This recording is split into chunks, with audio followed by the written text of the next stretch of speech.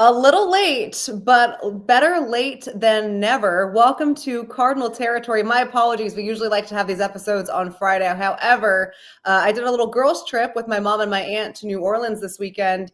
And while I would admit that it probably would have made for a fun episode, I am actively trying to keep my job before the season starts. So we pushed it to Sunday when I have allegedly recovered from said trip. And here to join me today on this fresh episode of Cardinal Territory is my good friend Kyle Reis. He covers the minor leagues extensively for the Cardinals. He is one of my favorite Twitter followers. He is a fellow degenerate, so that's 3 for 3. Kyle, thank you so much for joining me. I'm so happy you're here.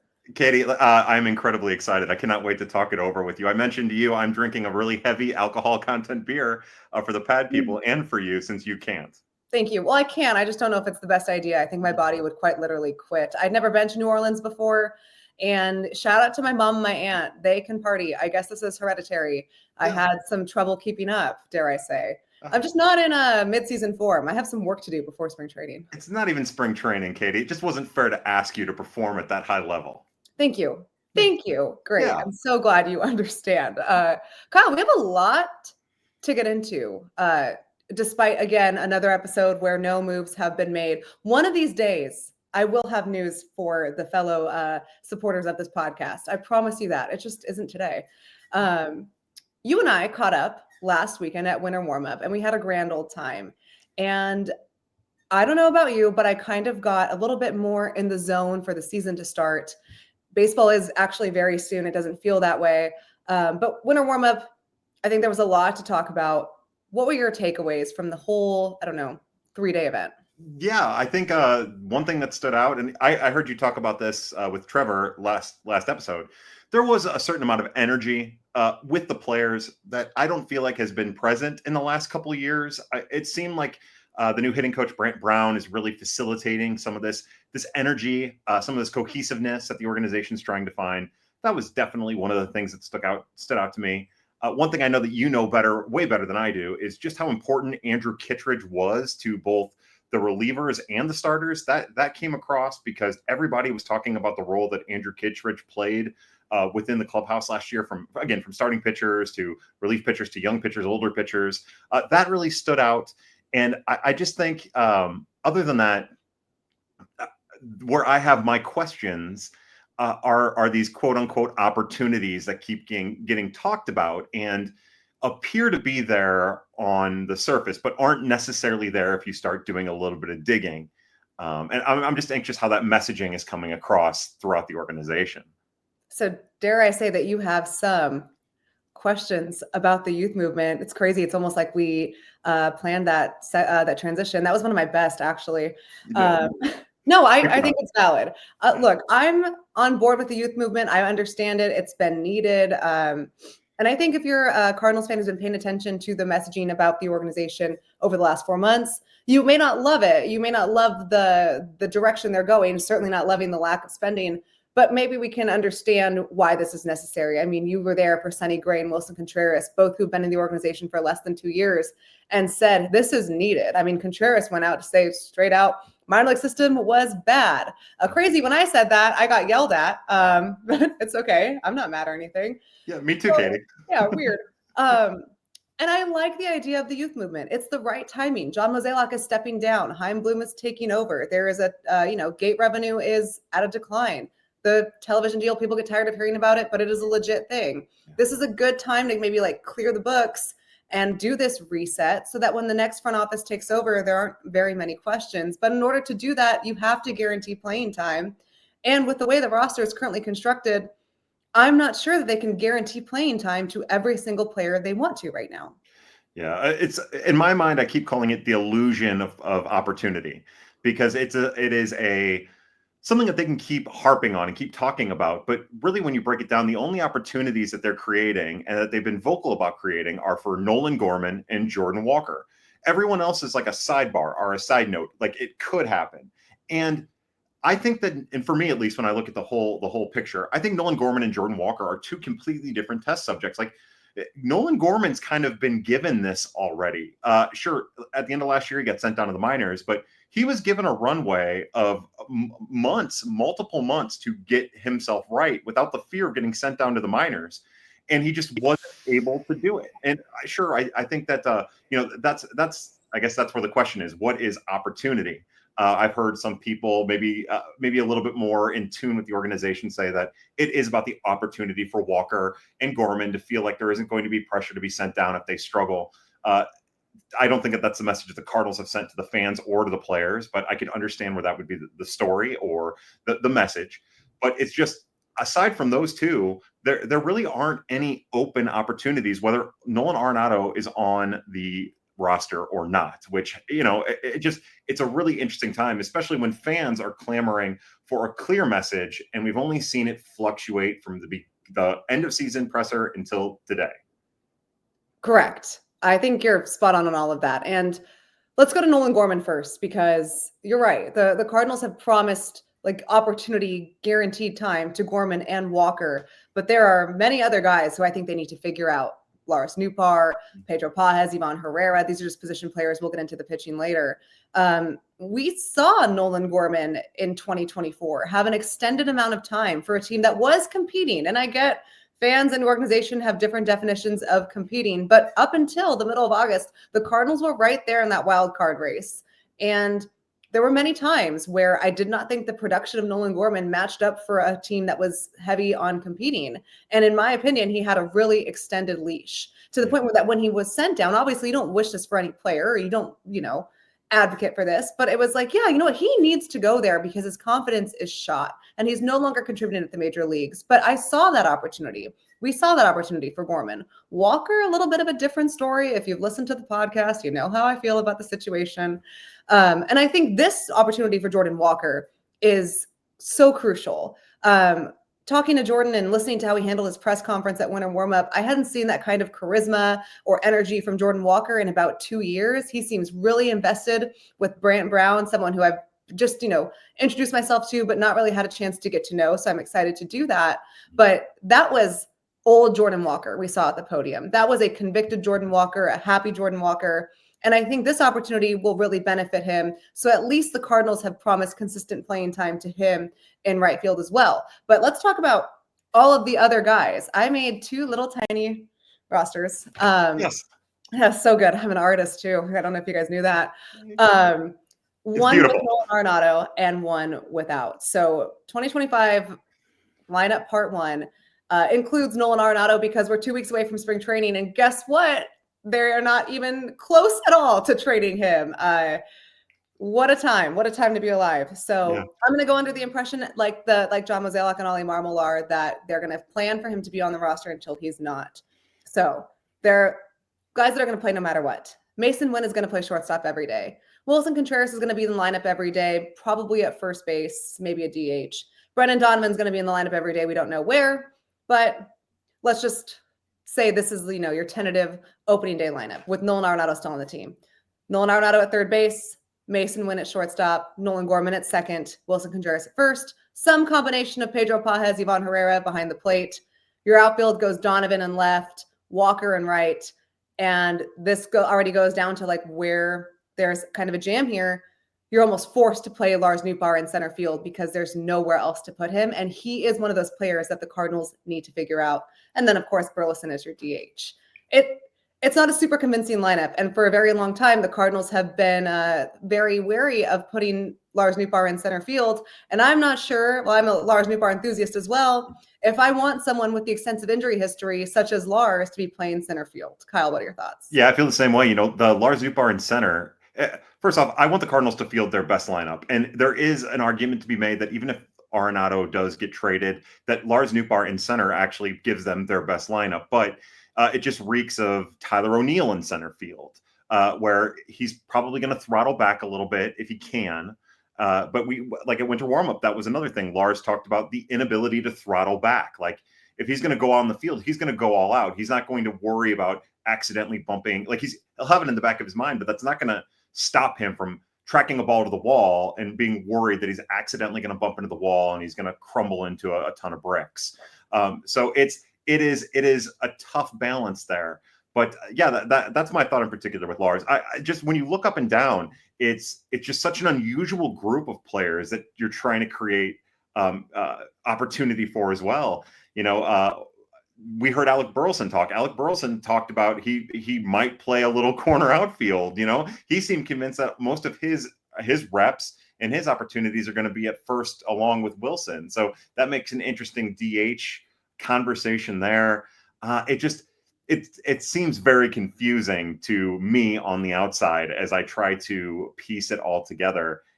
And then like the redundancy that they have in center field, if they do trade Arenado with Ciani and Victor Scott II, one of my takeaways from winter warmup was just how much Oliver Marmol seems to really love Michael Ciani. He couldn't wait to rant on and on about how before he got hurt, he was a real hitter. Never mind that he was just taking 75% of his hits to the opposite field because they were just throwing him high fastballs with 2 strikes.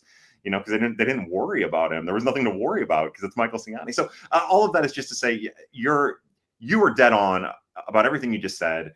And it seems like the more you talk about it, the more you converse, the more confusing the whole lineup gets and the opportunities get as well, because there aren't a whole lot out there.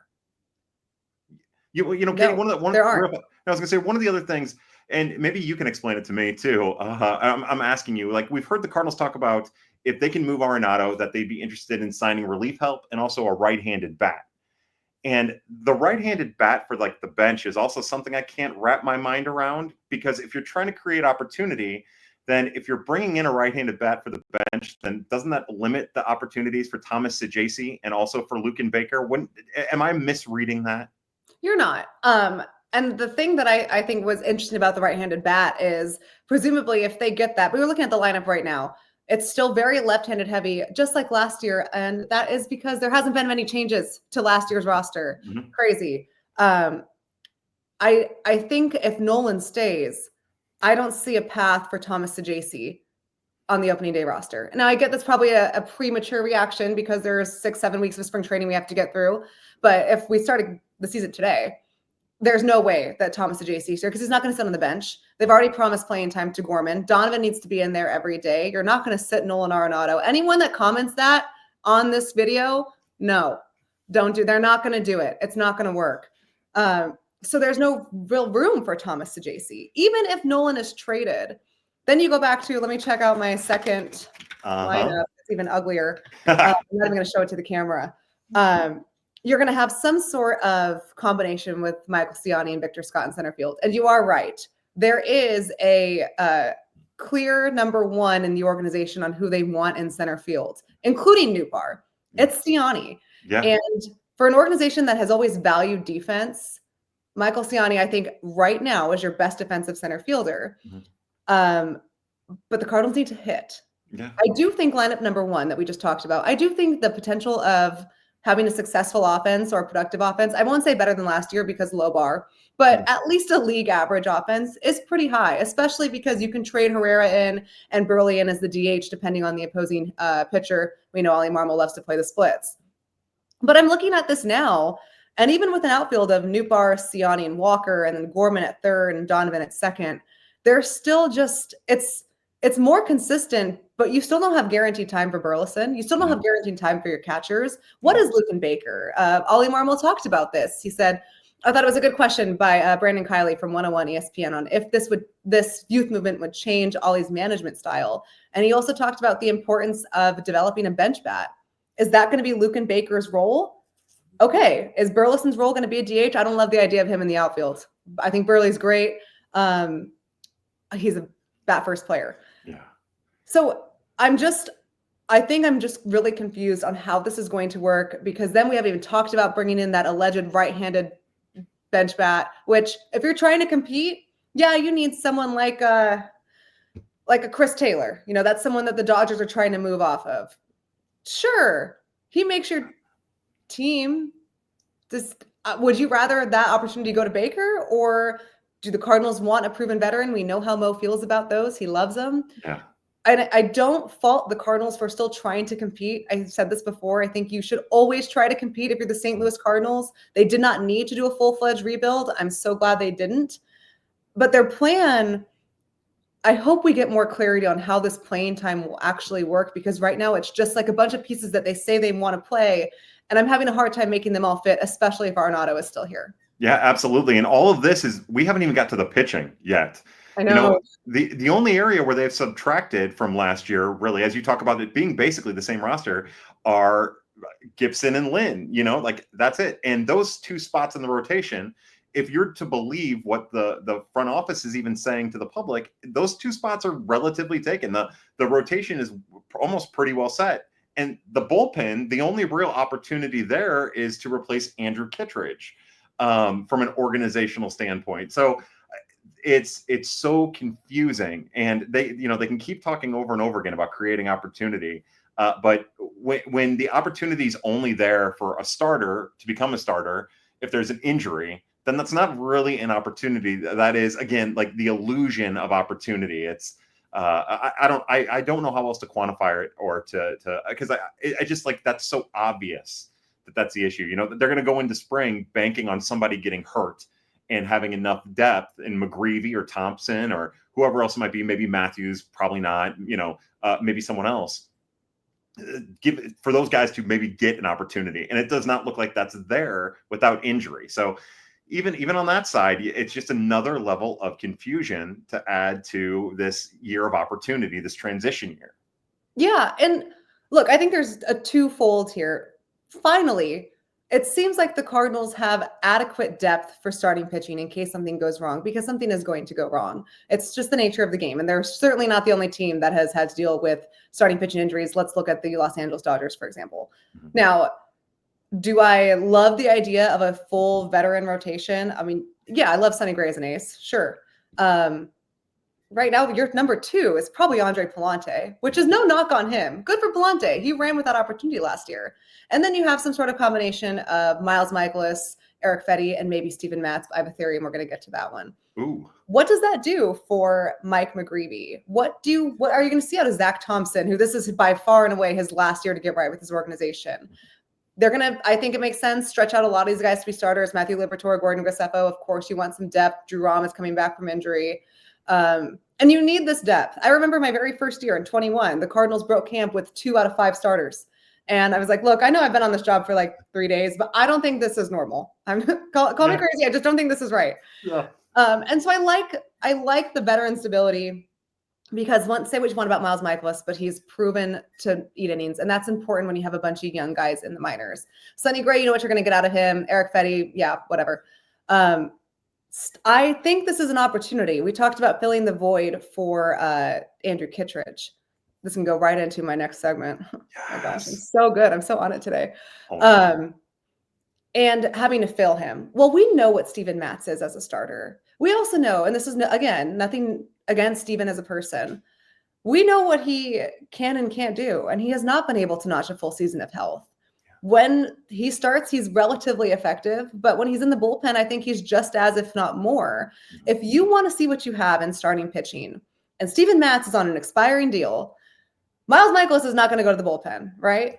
But Steven Matz, who has had difficulty making 20-plus starts since he became a Cardinal, why not move him to the bullpen? See if he can fill that Kittredge void, or at least provide some sort of veteran stability, because other than Ryan Helsley, there is none. And bring in Mike McGreevy to start every 5th day. Bare minimum. I think that is just, I'm no genius, but I think that's a pretty logical solution right now in order to create an opportunity, as the Cardinals say. That's exactly where I am at too. It doesn't make sense to me. I guess they saw enough about Matz's repertoire change and beefing up at the end of last year that they feel confident that he could start if he stays healthy. But last year they tried to do that thing out of spring training where they were extra careful with him, where they babied him. And then what happened? Exactly what you would expect, which could actually lead us into Cooper Jerpy talk, but that's a whole different story.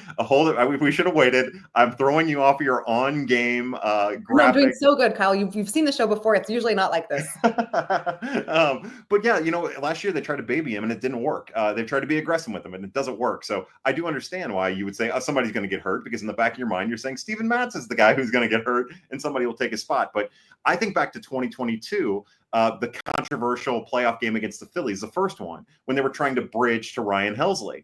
Well, they left Steven Matz in the bullpen for that game, and he had come on as a really strong bullpen piece. And I think that if they would have utilized him properly in 2022 out of the bullpen, I think that you would have had your bridge, and I think that he can be that bridge again in 2025. That is the next year, right? Is that what year it is? Yeah, it's crazy what's happening here. We're here. So in 2025, he would be the perfect guy for that role.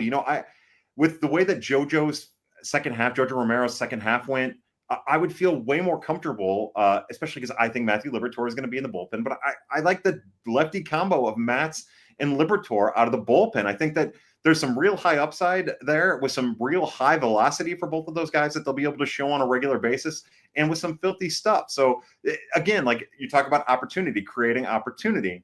That's a easy, quick way to create opportunity. And then at that point, you wouldn't even have to give that job to McGreevy. I think McGreevy would get it. I think McGreevy earned it. I've never been a big Michael McGreevy fan, but he's won me over with his repertoire change and how he's developed as a pitcher to be a back end of the rotation starter. But he could be in a battle with Matthews. And I mean, I'm the minor league guy. So I would open that thing up to Matthews, to Jerpy, to Graceffo, to Bedell, although probably some of those other guys wouldn't be in there. Like, I would open it up to everybody and say, all right, have at it. That fifth spot, that is for whoever can take the reins. Well, even though spring training doesn't matter at all, we're going to make this open to everybody. And that's what I would do. And at that point, you make your bullpen better, and you would also create that opportunity in camp. No, and you know what? I'm glad we're in agreement, because I can tell you right now what the Cardinals are going to do. They are going to bring Michael McGreevy in the bullpen. Mm-hmm. They are going to stunt all that progress he made as a starter. And McGreevy has great makeup personality-wise. That's something you don't get to read in stats, going through his AAA log, you're like, okay, he's made some changes here. But his conviction in himself and his mentality, I think, is very big league.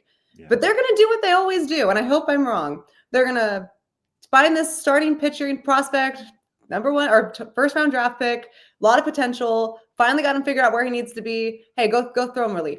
Go throw him relief, and then, oh no, we need a starter, but it can't be you, because you've been a bullpen guy for the last month, and you need to go more than 2 innings. Let's go back to the drawing board. I mean, we've seen this with so many guys.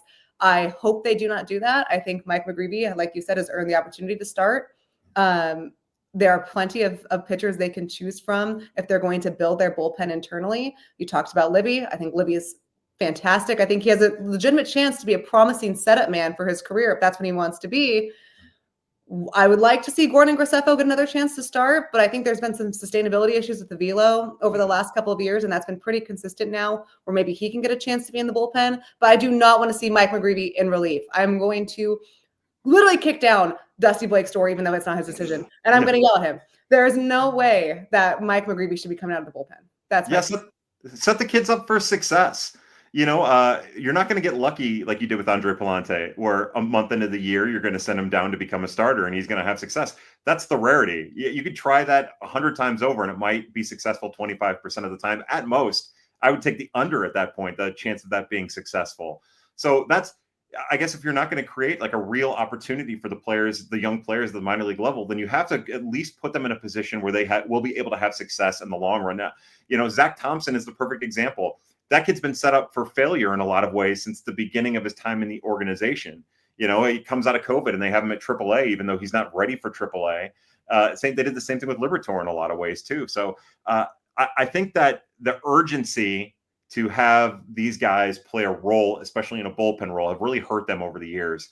And I think it's time to define a lot of their roles and also create that opportunity for them within their roles. Yeah, I agree with what you're saying. Especially because you've seen the cost of a starting pitcher these days. You can't go buy a rotation. The Cardinals tried to do that last year, and they bought, an average rotation on paper. I think some of the guys overperformed a little bit. I don't want to diminish that, but you can't go buy a starting rotation. You have to draft and develop it. And since that was a key phrase for the DeWitt's press conference, I would like to see the Cardinals do a much better job in the development part. So that's what I'm looking at. I'm not sure if the Matz versus McGreevy spring training battle is actually a battle for the Cardinals, but for me it is. I'm going to make it one. That's what I'm looking at. And I'm also looking at Pedro Pavez and Ivan Herrera. Yeah. I think these are two catchers okay, my Herrera tangent first. I do not understand how a player goes through 4 levels of the minor leagues and gets to the majors, and all of a sudden, that's when an organization realizes, hey, he's having a hard time throwing the ball to second base. I mean, he was throwing to the wrong side of the bag. Yeah. When he was first. I mean, there was virtually no chance you could just run on him every day. And while some of that is on the player, the Cardinals, as we know, have been very, very lenient on minor league coordinators. They did not have a catching coordinator, and this glaring oversight somehow fell through the entire organization. So no, Herrera is not the perfect catcher. He's got a strong bat. I like that. I think that's great. Cardinals need to score. Pedro Pages came up, and I don't think the Cardinals were really thinking they were going to see him at all in 2024. And I think he's overall the better defensive catcher. But when you're comparing the offense, I think the nod goes to Herrera. Yeah. So who would you like to see in this position battle? And is there a way they can 50-50 this? So for me, it's Ivan Herrera all day. It's funny when you look at the metrics, the Pedro Pages of it all, and no disrespect to Pedro Pages, because everything I say from here is going to be disrespectful.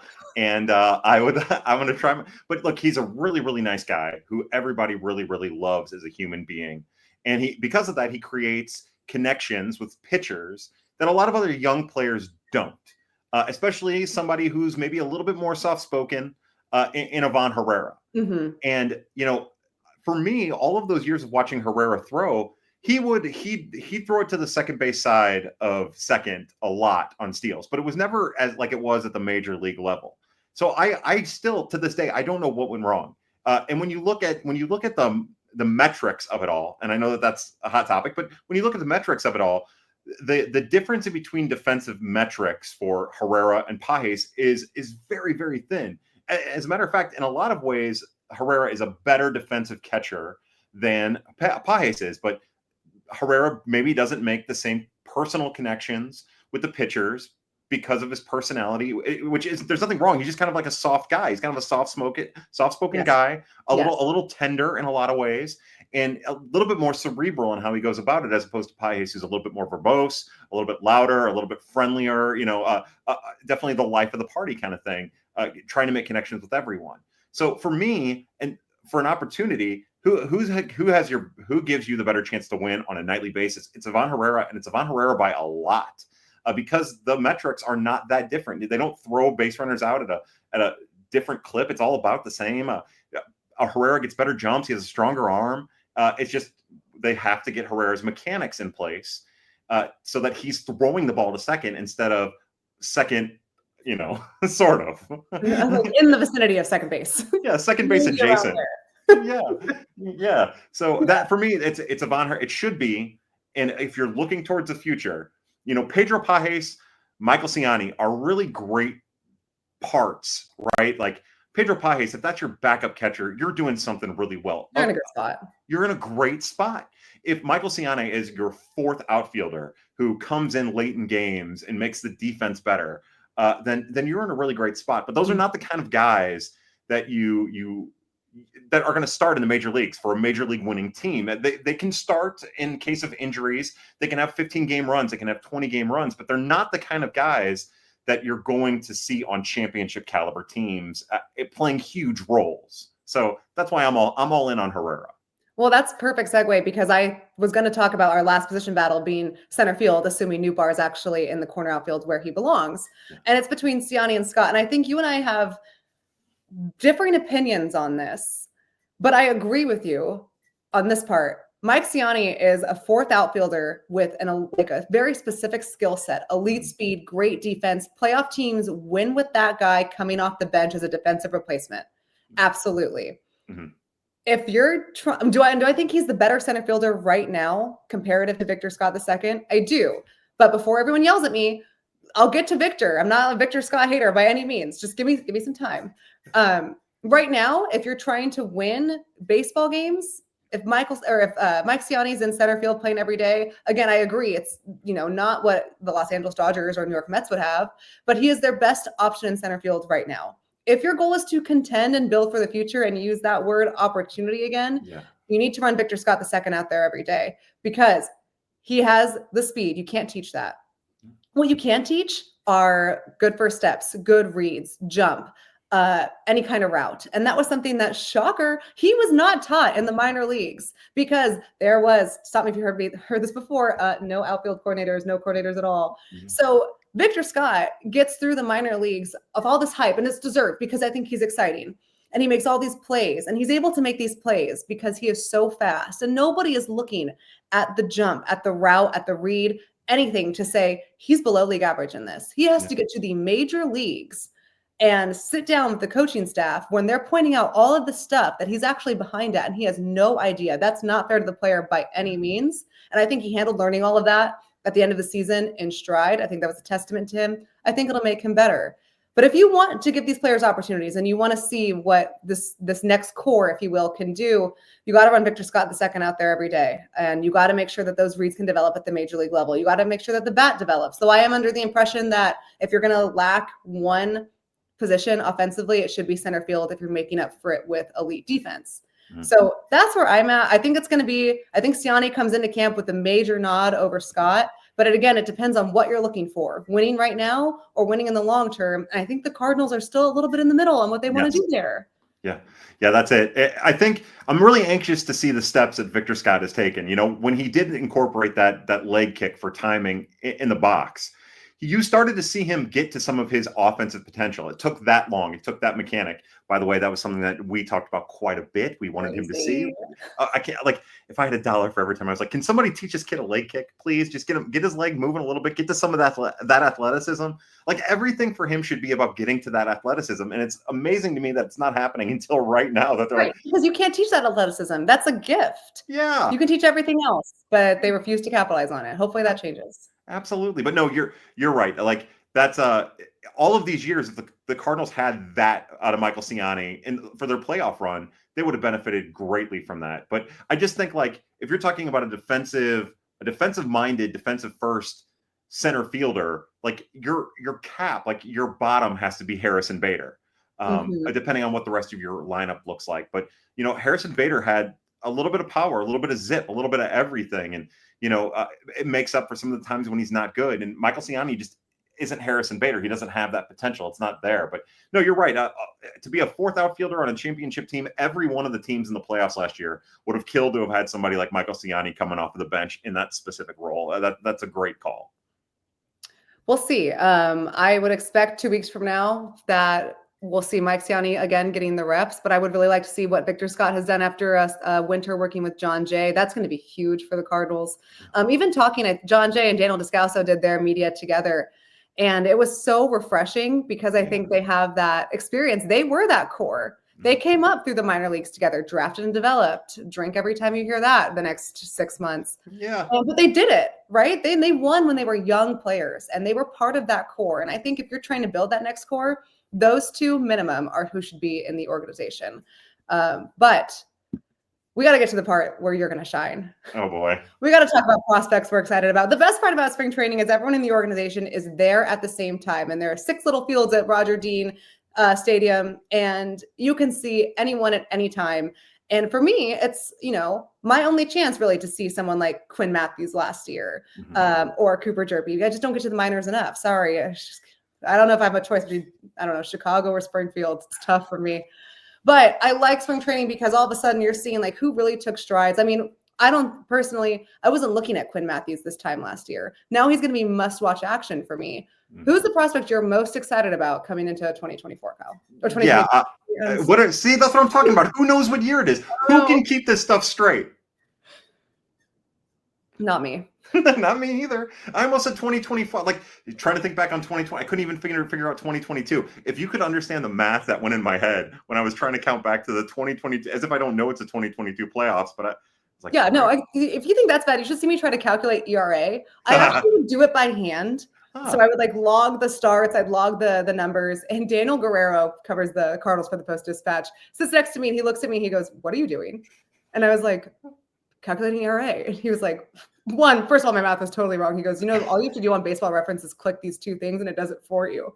And I was like, oh my gosh, I've been a baseball writer professionally for 6 years now. Thank you, Daniel. So I get it. Okay. Thank God for prospects. Let's get on it. Well, you know, there for me, there's going to be plenty that I'm going to be keeping a close eye on. Not just the guys that are major league and major league adjacent. You know, I think Sem Robersa and Thomas DeJacy are some of the guys that are maybe getting a little bit more play than they deserve. But you know, it really boils down to a group of really interesting pitchers outside of Quinn Matthews and maybe even Tink Hence, but I'll include Tink. And Tekoa Roby, Tink Hence, and Cooper Jerpy for me. Those would be the 3.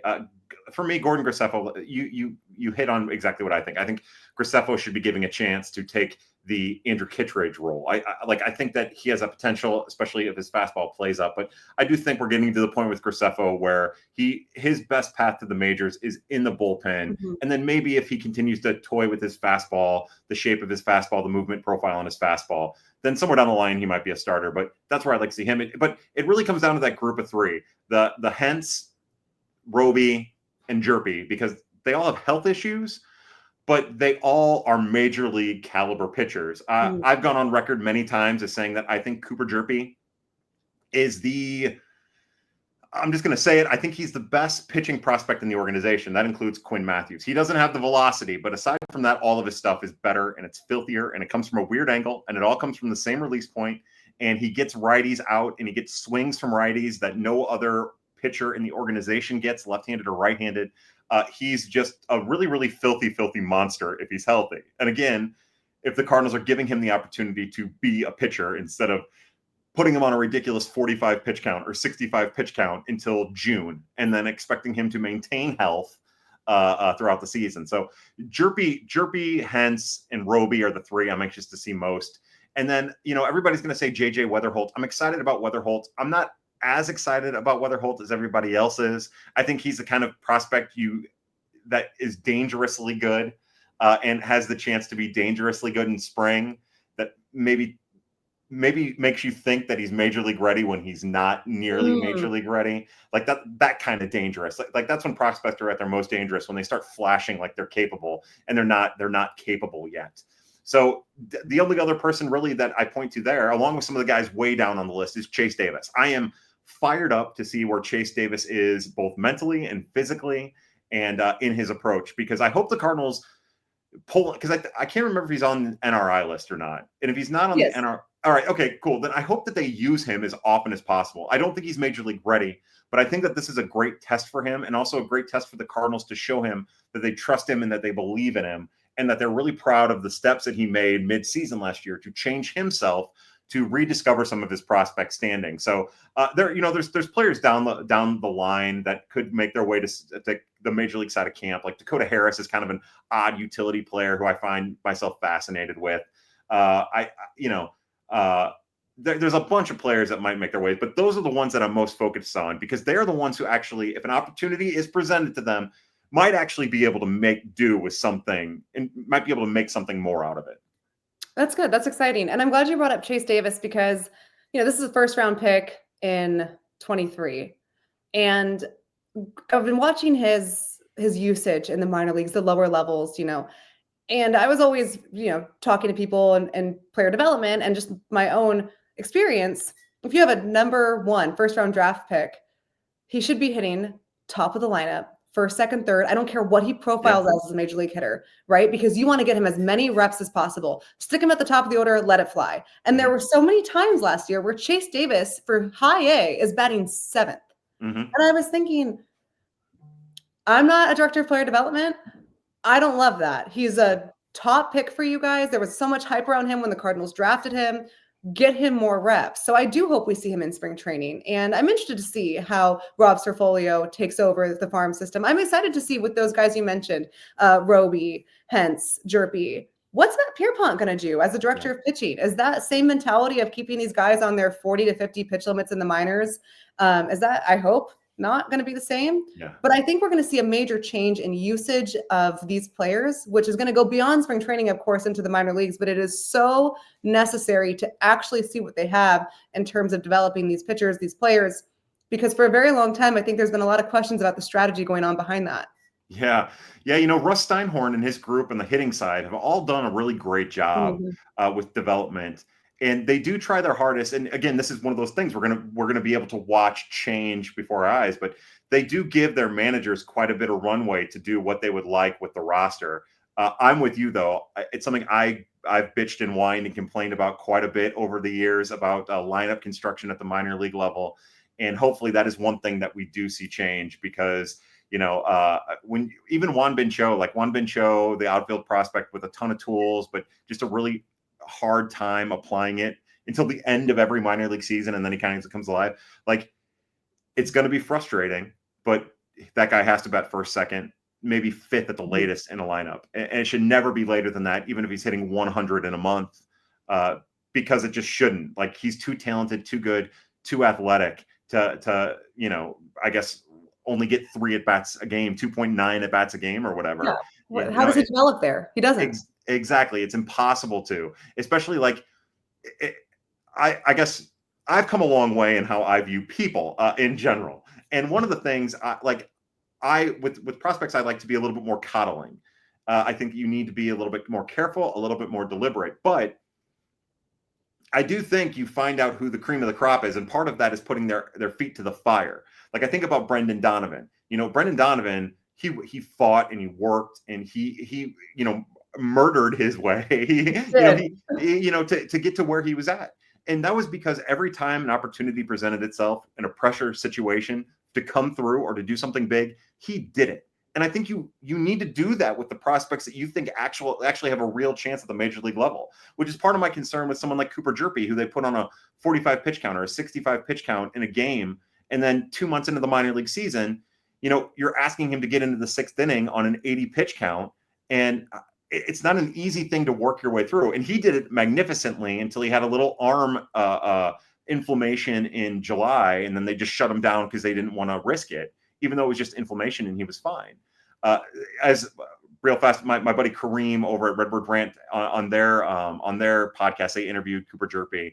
I think it's a Cardinals Farm or whatever. I can't think of what the name of the podcast is, but they interviewed him. And that's what he said. He said, I just had a little inflammation. I was fine.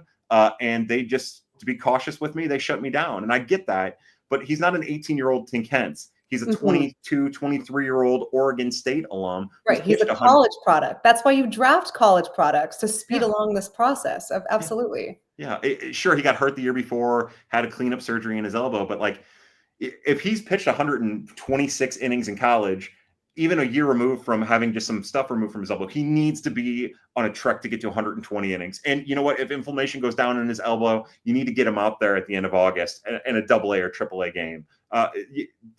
There is a fine line between coddling and also giving your players a chance to persevere in tough situations. And I'm hopeful that the new regime does more of that.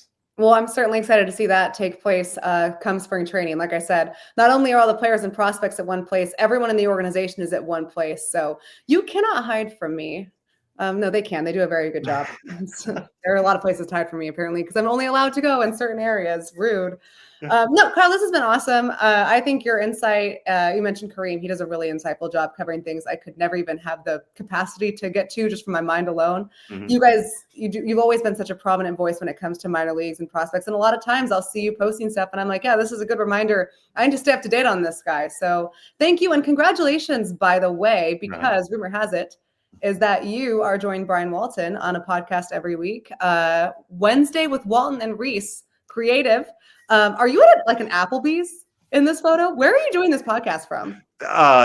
You wouldn't know, but that's the green seat. That's the Cardinal Club. That's where the hot banned from that area.